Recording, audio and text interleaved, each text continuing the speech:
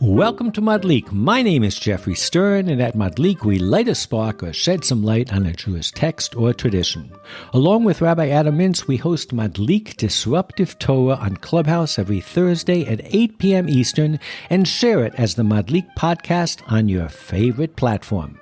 Today we'll discuss the Torah's seemingly arbitrary reference to the observance of the Shabbat in the context of building the Tabernacle. The rabbis learned from this simple juxtaposition that there are 39 ways to break the Shabbat. If you've ever asked whether you can ride a bike or take a dip on a Shabbat and were surprised with the answer, this episode is for you. More recently, a great theologian wrote a whole book on the connection between building a tabernacle and sanctifying the seventh day. So join us on our journey as we enter architecture in time.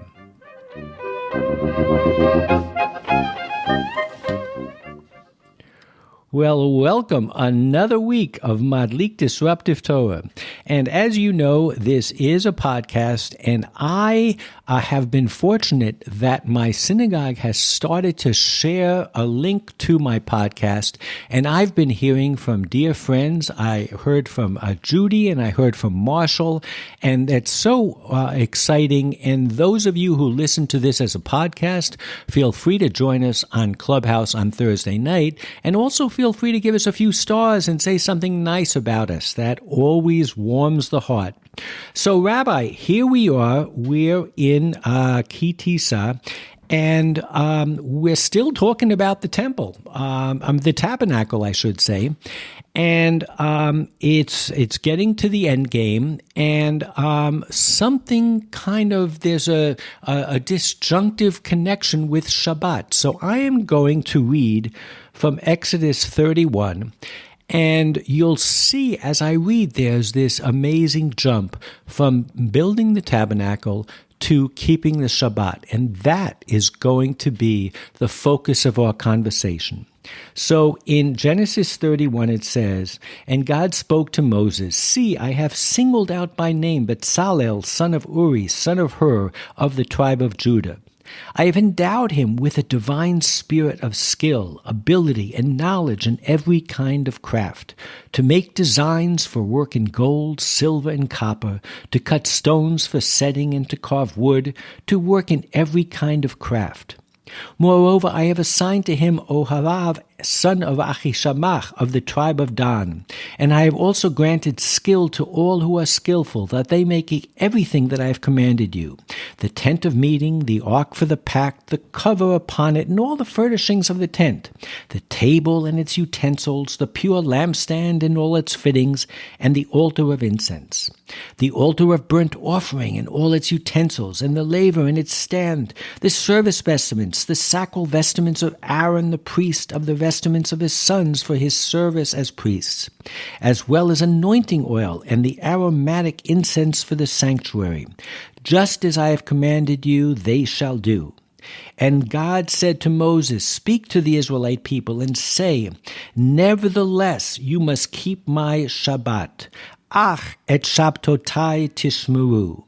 For this is a sign between me and throughout the ages, that you may know that I, Hashem, have consecrated you, and you shall keep the Sabbath, for it is holy to you. One who profanes it shall be put to death. Whoever does work on it, that person shall be cut off from among his kin. 6 days may work be done, but on the seventh day there shall be a Shabbat for complete rest, holy to Hashem. Whoever does work on the Shabbos day shall be put to death. The Israelite people shall keep the Sabbath, observing the Sabbath throughout ages. And of course, this is V'shamu v'nei Yisrael et ha-Shabbat, la'asot et ha-Shabbat, that we say on Kiddush, on the day of Shabbat, up until this day. It shall be a sign for all time between me and the people of Israel. For in 6 days Hashem made heaven and earth, and on the seventh day God ceased from work and was refreshed. Vayinafash. So wow, what a jump between building a tabernacle in depth, kind of really documenting everything that is contained in the tabernacle, from the minutest little utensil to the clothing and the oil of sanctification, and then boom, it goes right into Shabbat. And again, it's not just a little a reference to Shabbat. It is a key reference to making the day holy, ki kadosh hu lachem, and it talks about how you are refreshed, vayinofash. So, what do you make of this, Rabbi? This jump between two seemingly totally different subject matters? I think that the jump from sacred space to sacred time is a really important jump. Because actually, in Judaism, that's what we have. We have two types of sanctity. We have a place that's sacred. That's the temple. That's the synagogue. But you also have sacred time. That's Shabbat. That's holidays. And the question is, what's the relationship between sacred time and sacred place? You might think that sacred place is more important somehow than sacred time. That the place is more important than the time, or that the time is more important than the place. But the answer is no. The answer is they're equally as important, and that's why the Torah goes back and forth. And of course, we have this reference to holiness, ki kadosh hi lachem. And we'll see a little bit later that there are thinkers who have said, it's rare to refer to any place, anything, any edifice as holy. But time has been holy from Genesis, when God rested on the seventh day and made it holy. So here we have to be struck by the fact that we've spent at least 2, if not 3 chapters talking about building this quote-unquote holy space, this holy edifice. And the first time we actually come across holiness is with regard to the seventh day. That has to be striking. That is very striking, I think. I think that is striking. Now, it's interesting, just generally, how Shabbat has been referenced so far in the Torah. The only reference we've had to Shabbat so far is in the Ten Commandments. And the Ten Commandments are more interested in the prohibitions of Shabbat. Remember the Shabbat to keep it holy. And it says, you shall not work on the Sabbath. The same way that God rested on the Sabbath, we should rest on the Sabbath. This is a different idea. This is about holiness. It is, and obviously the opposite of holiness is this machalaleha, chilul Shabbat, is to make something unholy. That comes up in these words. And, the other thing that comes up is you're not allowed to do malacha. You're not allowed to do work. And of course, we know from Genesis, it talks about menucha, about rest. But none of these terms are ever defined. We don't know exactly what it means to work, and we don't know exactly what it means to rest. And I think that you have to look at Jewish tradition, because this is the fulcrum. This is ground zero for defining what it is to rest and what it is to work. And before we take off and discuss that, I would be remiss if I didn't share with you my favorite verb in the whole Torah that relates to Shabbat. The last word that I said is vayinafash, that in the English translation is, and you shall be refreshed. But we all know that nefesh means soul. So vayinafash almost means to be resouled, to be rejuvenated. It's such an amazing concept, I think. And there's an amazing rabbinic tradition that says that we're given an extra nefesh, an extra soul on Shabbat. And that's why, just to bring it full circle, that's why we smell the spices, the besamim, in Havdalah. because we're sad that we're losing our extra soul. To make us feel better, we smell sweet spices. So vayi nafash, and we rest our soul, and we're given an extra soul. So that idea of vayi nafash really reflects something really fundamental about Shabbat. Yeah, I mean, I think the connection between v'yinafash, the word nefesh, the word ruach, the word neshama, there's all this sense of breath and smell. And I think the fact that you mentioned the fact that we smell certain things on Shabbat because we have that extra soul talks about a little bit the ability of Shabbat to bridge the gap between the physical and the spiritual world. And isn't that what we've been discussing for the last 2 or 3 weeks, as we've discussed a tabernacle, which ultimately is some sort of house or home or abode for God, the ultimate spirit? Yes, I mean, that has been the topic. But what's interesting, but that transition here from tabernacle to Shabbat is very striking. It's also interesting, you stopped at Shabbat, but immediately after Shabbat, we have the story of the golden calf. That's also very striking. Like, what's that about? What's the relationship? It goes from tabernacle to Shabbat to golden calf. Why? What's the order there? Why is Shabbat in the middle there between tabernacle and golden calf? So we're going to get into this a little bit further on when we discuss Abraham Joshua Heschel's treatment of this all. But he takes, I believe, and you'll confirm this, the rabbinic approach, and we've really touched upon this rule a number of times recently of ein mukdam u'mu'achar b'Torah, that there's no chronology in the Torah. And what Heschel quotes, and we'll see it later, is that actually the Mishkan was only commanded and built after the sin of the golden calf. Is that a mainstream position, or is that a minority? There are two views, Rashi and Nachmanides. Nachmanides rejects the idea that there's no chronology in the Torah. Nachmanides thinks that everything is chronological. Therefore, God gave the 10 Commandments, they built a tabernacle, and then they worshiped the golden calf.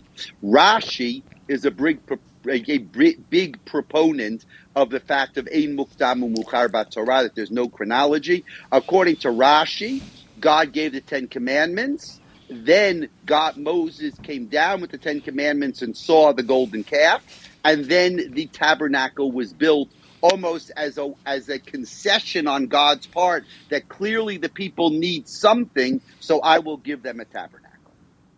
So according to that position, there's a straightforward answer to your question. But I think according to the other position, it's not so clear. It's not so clear. So let's get, I said in the introduction that this was where the rabbis determined exactly what, and I could say qualified, but because they gave a number, they almost quantified what malacha, what work is. And it's all pretty much based on 4 words that I read earlier. Ach et shabtotai tishmeru. The word ach, translated here, is nevertheless, you must keep my Sabbaths. And they see that as a link between what came before and what follows. So in a sense, what Rashi says is that the ach is to say that not only did they build the temple, but also you can't build the temple, you can't build the tabernacle on Shabbat. And he almost is trying to use a rule of hermeneutics. And we know we've come across this chronology thing. There are at least 13 rules of hermeneutics. The Ramban, Nachmanides, who you mentioned a second ago, says, if you kind of go that way, you can go in a different direction. But ultimately what he comes is, he quotes Rabbi Abuhu said in the name of Rabbi Yochanan, Ach, ye shall keep my Shabbat. The word ach has a limiting qualification. And the reason why the work of the tabernacle does not override the Shabbat is not on account of the word ach, but because he warned about keeping the Shabbat. Here, right next to the subject of making of the tabernacle, thus indicating the Shabbat is not to be set aside on account of Shabbat. And in line with the plain meaning of the text, the verse states, you shall not work in the tent of meeting. So Nachmanides kind of takes it, to get almost Machiavellian. He says the ends do not justify the means. Even though building the temple is the holiest pursuit that you could ever do, you can't do it on Shabbat. You can't break the rules to make something holy. I think that's the most natural way that he's saying it. And so it's really one of juxtaposition. Here are all the things you have to do. You have a timeline, you have a budget, you have deadlines, but don't get carried away. You still have to keep the Shabbat. And that's a pretty straightforward connection between what precedes and what follows. Do you agree? I agree. That's a very nice kind of derivation. The fact that, it pits one against the other and it says Shabbat wins. Now, I'm not so sure, Jeffrey, that that's so obvious that that's true. And that's what we're going to talk about. That's interesting. Why is it that Shabbat beats the building of the tabernacle? You very easily could have said that Shabbat is important, but building the tabernacles is even more important. And of course, I can think off the top of my head of two examples of that. The Brit Milah, the circumcision, is done on Shabbat. Come what may. 8 days, correct. You do it. And saving a life is done on Shabbat, come what may. But there are things that we all know are not done on Shabbat.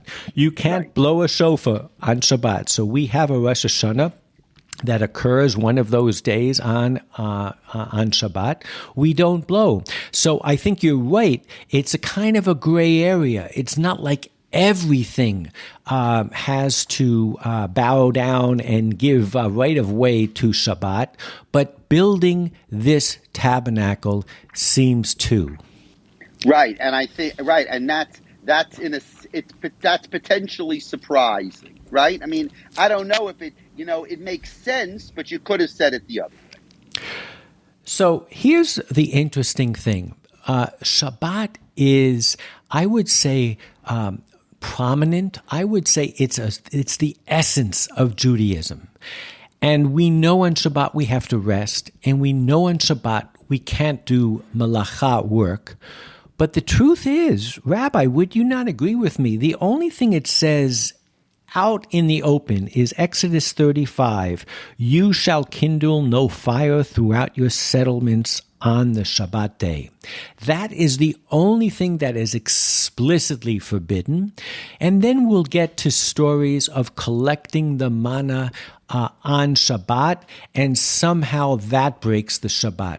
So you could say, in addition to lighting a fire, you're not permitted to hunt and gather. You're not allowed to move things from one area to another. But really, in terms of this kind of dynamic between the written law and the oral law, if you look only at the written law, that's about it. Can't light a fire, maybe can't even carry. Am I on the right track here? No, you are 100% right. Where the other categories come from is not so simple. Who made them up? The Torah doesn't say them. So there is a Mishnah Mishnah in Shabbat, chapter 7, number 2, and it basically says that there are 40 less 1 forbidden melachot, forbidden acts of work on Shabbat. And in the source notes that you can see if you look at the podcast, they all have to do with what was necessary to construct the tabernacle. They go from planting, plowing, reaping, gathering, threshing, winnowing. Then they go to garments, hewing, dyeing, spinning, warping, issues of hides, trapping, killing, flaying, skinning. They go to construction, writing, erasing, construction, demolition, extinguishing a fire. So at the end of the day, the common assumption amongst most Jews who are aware of this 39 melachot, these 39 acts that are considered work, is learnt from the building of the tabernacle. In truth, there's only one sage, as far as I can tell, who actually made the link. Rabbi Hanina Bar Chama in Shabbat 49b says they correspond, these 39 the laws of work correspond to the labors in the tabernacle. And he goes, these are the ones that were enumerated as primary categories. Rabbi Yochanan, son of Eliezer, said to them, and he said, no, malacha is mentioned 40 times less one. They weren't even 100% clear of what the connection is, but there was a very deep, I believe, assumption that somehow we learnt those 39 things that are forbidden from the work that was necessitated in building the Mishkan. Right. I mean, so that's the rabbinic jump. And that is, the answer to your first question, which is, why does Shabbat follow the laws of the tabernacle? The reason is because you derive the 39 types of work that are prohibited on Shabbat. You derive them from the building of the tabernacle. Whatever work was done in the building of the tabernacle, that's what's forbidden on Shabbat. It's a fascinating connection. And again, as you've pointed out on numerous occasions, it almost shows that there's a necessity for an oral tradition. We all know that your grandma gives you a recipe, and, if you just read the recipe, it doesn't ever turn out. But if you kind of heard it from your mom, who heard it from her aunt, there is something there. It's called tradition. It's called the way things were done. But it is kind of fascinating that it's not written anywhere. And when I said in the introduction, anyone who's ever ridden a bike or asked if they could ride a bike on Shabbat or take a dip, I mean, you would think the reason why you can't ride a bike is maybe because you're movement or because you're, traveling. The reason, correct me if I'm wrong, is the tire might inadvertently make a kind of an impression on the ground, similar to what a farmer would do if they were about to plant seeds. Right. So that is, that's an oral development. And that means you have 39 categories of work. Because Shabbat is so serious, is so important, so they made fences around the law. A fence around the law means that they prohibit certain things that in and of themselves are not really prohibited, but we don't do them because they're similar to things that are prohibited, like riding a bike, like swimming, those kinds of things. It says you're not allowed to ride an animal on Shabbat because you may come to pull off a branch of a tree to use it as a whip. Now that's ridiculous because you're allowed to ride an animal on Shabbat. But because Shabbat is so holy, they kind of imagine what things could go wrong and they prohibit you from riding an animal. You're not allowed to open an umbrella on Shabbat because you might put it on top of you in a way that it becomes like a tent, and it's like you're building a tent. Now, that's in a way they're imagining all the bad things that could happen, which is fascinating. So I think we would be remiss if we didn't talk about the wonderful things that are coming out of this. If it wasn't for these rules where you're not allowed to separate one thing from another as someone who would be separating the chaff, we wouldn't have gefilte fish. The gefilte fish was created because you couldn't eat a real fish where you had to remove the bones. And cholent was created, God bless cholent, because you can't cook on Shabbat. You have to prepare the meal beforehand. So I'm going to tell you an amazing thing about cholent. We live in a world in which everybody has an oven in their house. And we take for granted it must have been like that for the past 1,000 years.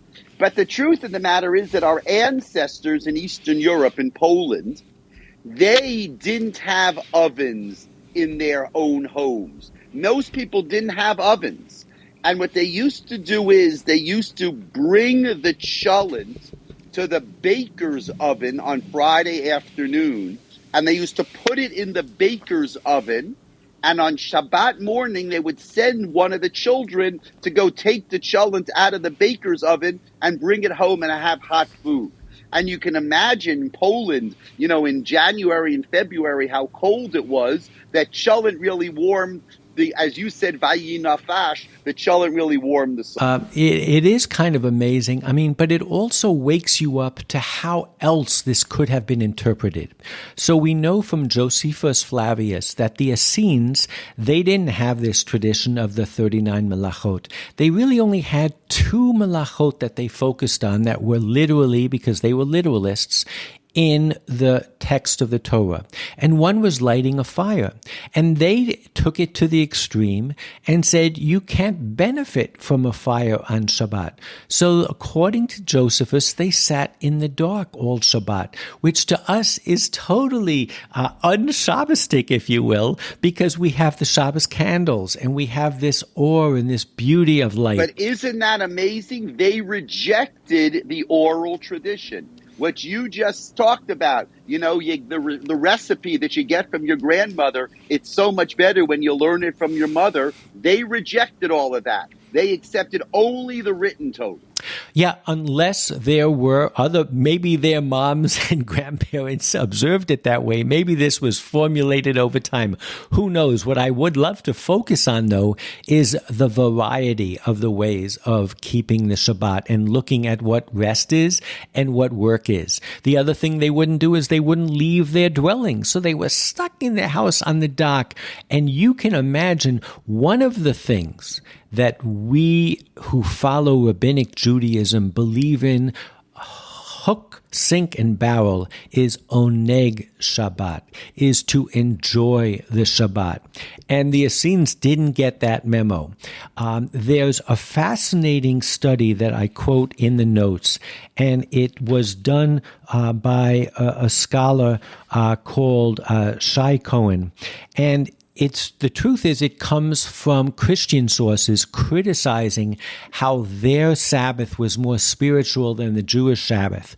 But in it talks about we Christians keep it. It's all spiritual. Where the Jews, they dance, they sing, they go to theater. And what's fascinating about that is it does show that there are many varieties, I think, that there were many varieties in keeping the Shabbat with maybe an emphasis on this enjoyment of the Shabbat, which is a fascinating subject in and of itself, kind of the diversity of how people can and will keep the Shabbat. Now, a big piece in enjoying the Shabbat is the rabbinic idea of an Eruv. Because what an Eruv does is it allows you to carry outdoors on Shabbat. That allows you to push a baby carriage. That allows you to play ball on Shabbat. That allows you to take a book to synagogue to read. And actually, the Eruv is also a rabbinic innovation. The Torah doesn't talk about an Eruv. But the rabbis understood that if we didn't allow people to carry on Shabbat, then they wouldn't be able to have Oneg Shabbat. So that's a perfect example where the rabbis themselves went out of their way to guarantee Oneg Shabbat. Absolutely. So isn't that great? It is. So we are kind of running out of time. And I called the name of this episode Architecture in Time. And the reason I did that is Abraham Joshua Heschel wrote an amazing book called The Sabbath. And it is known for one concept, which is that Shabbat is a cathedral in time. In fact, when it was translated into French, and my French is not really good, is la bâtisseur de temps, which means architecture in time, which is where I took my title. And the whole book, if there's one thing that you do between now and Shabbat, is download The Sabbath by Abraham Joshua Heschel, because it is a poem, it is a commentary on this exact juxtaposition between sanctifying space, which is the Mishkan, and sanctifying time. And what Heschel argues beautifully is that, and again, I referenced this earlier, he believes that the temple came after the sin of the golden calf, and that in truth, it was time that has been made holy throughout the Bible, starting from the first chapter in Genesis. And today, as we read this amazing juxtaposition, and he makes some amazing insights. One of the insights has to do with what is commanded on Shabbat. These 39 laws, Heschel points out, are all negative, and he picks up on something amazing that Maimonides does in terms of how can we describe God. And Maimonides says we can't describe God in a positive way. We can only describe God in a negative way. He is not physical. He is not finite. And Heschel says the same thing is done with Shabbat. And you may be able to parse what you can do in terms of what this 39 or 38th or 37th rule is. But the point is that the Shabbat is on that same level of holiness, that it's defined not by what it is, but what it's not. Because what it is infinite. It was almost personified by the Jews. We welcome the Shabbat every week as a bride, as a partner. And he talks about it's not a different state of consciousness, but a different climate. He keeps harping on this sense of when you're in this tabernacle, you're surrounded by this environment. And that is what Shabbat is. And he talks about it was only after the people had succumbed to the temptation of worshiping a thing, a golden calf, that the erection of a tabernacle of holiness in space was commanded. But nowhere, according to Heschel, in the Bible itself is there reference to a holy mountain, to a holy spot, to a holy place. Even the tabernacle itself is ephemeral. And I'll only finish by saying that he looks at this amazing way that we welcome the Shabbat every week with Lecha Dodi. And in it, we talk about shaking off the dust and shaking off the downcast and the moan that we have from the destruction of the temple. And the Shabbat replicates or replaces this lost temple. So really, there could be nothing more appropriate to a discussion that we've had for the last 2 or 3 weeks about a tabernacle than understanding Heschel's concept of a tabernacle in time. And that, I believe, is the ultimate message of the juxtaposition of these two seemingly different contexts and subject matters. I think that's a beautiful way to end, and everyone should enjoy the Parsha this week and appreciating both the tabernacle, the sacredness of place, and Shabbat, the sacredness of time. And that was a beautiful way of ending. There's no book like Heschel's The Sabbath, and I know we're all going to enjoy it over Shabbat. So Shabbat Shalom to everybody. Enjoy.